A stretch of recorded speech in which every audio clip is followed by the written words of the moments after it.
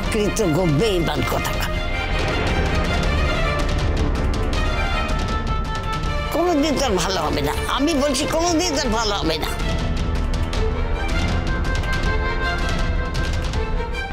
শোনো বুবলাই, তুমি নতুন কাকুর অফিসেই যাও আর উচ্চ আদালতেই যাও, সত্যিটা কিন্তু সত্যিই থাকবে।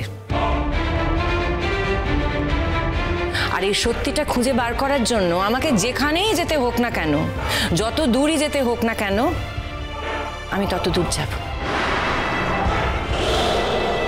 আর এর জন্য যদি তোমার আর আমার মুখোমুখি লড়াই হয়, আমি পিছপা হব না, আমি সেটার জন্য প্রস্তুত আছি।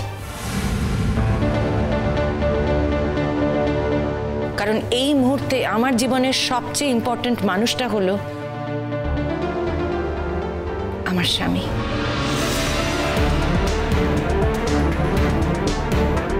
এবং তার সমস্ত রকম বিপদে সর্বশক্তি দিয়ে আমি তার পাশে দাঁড়াবো।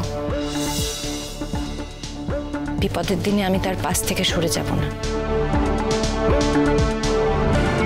আর এই বিপদটা শুধু ওনার নয়, আমারও। আর একটা জিনিস ভুলে যেও না, আজ আমরা শুধু বন্ধু নই, এখন আমরা স্বামী আর স্ত্রী।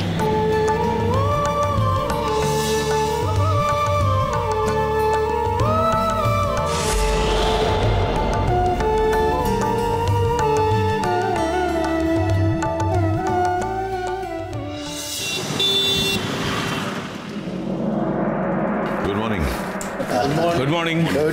কি ব্যাপার স্বতন্ত্রতা, আজ এত দেরি করে ফেললে? আর একটু দেরি হলো। হ্যাঁ, ফার্স্ট ক্লাসটা আমার অফ ছিল তো, কিন্তু আমার লাভে একটু যাওয়ার কথা ছিল,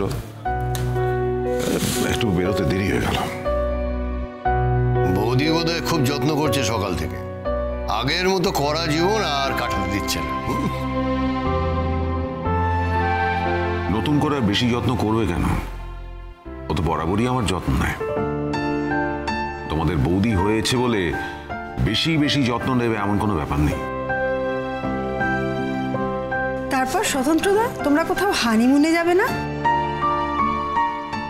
সেরকম কিছু ভাবিনি এখনো। তোমার হানিমুন মানে তো সবাইকে নিয়ে। বললাম তো, এই মুহূর্তে এসব ঝামেলা নিয়ে আমি ভাবিনি। বারে বৌদিকে নিয়ে কোথাও বেড়াতে যাবে না? এই মুহূর্তে ভাবছি না, যদি কোথাও যাওয়া হয় পরে দেখা যাবে। তোমরা নিশ্চয়ই আনতে পারবে। হোয়াট হ্যাপেন্ড স্বতন্ত্রতা? কিছু না তো, নাথিং। কিন্তু তোমাকে তো দেখে বেশ আপসেট লাগছে। কিন্তু দেখো, কাল তো দারুণ সুন্দর প্রোগ্রাম হলো আমাদের। তুমি দারুণ গান গাইলে, বৌদি এক্সেলেন্ট গান গাইলো, কিন্তু তুমি ডিনারটাই করলে না, হঠাৎ করে চলে গেলে কেন বলো তো? না ভাই, সম্ভব ছিল না। তাড়াতাড়ি ফিরতে হতো সবাইকে নিয়ে, তাছাড়া বাড়িতে দুজন বয়স্ক মানুষ, দেরি হলে অসুবিধা হতো।